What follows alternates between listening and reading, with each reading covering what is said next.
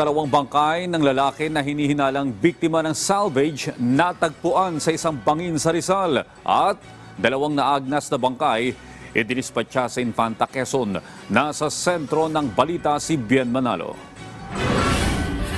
Natagpuan ang dalawang naaagnas na bangkay ng tao sa barangay Magsaysay, Infanta, Quezon.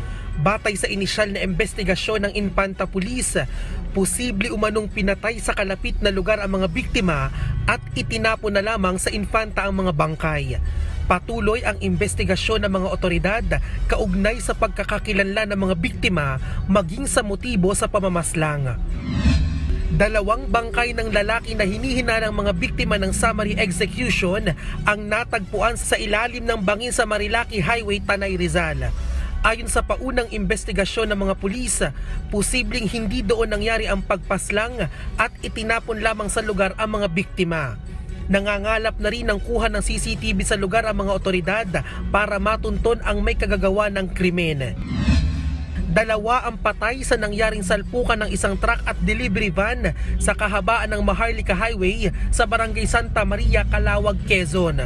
Isa naman ang naiulat na nasugatan sa aksidente.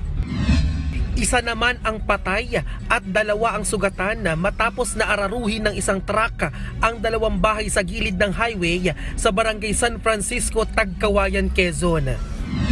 Sugatan naman ang tatlong sakay ng isang 10-wheeler truck, kabilang na ang driver nito, nang mahulog sa bangin sa bahagi ng Malinaw, Ilaya at Timonan, Quezon.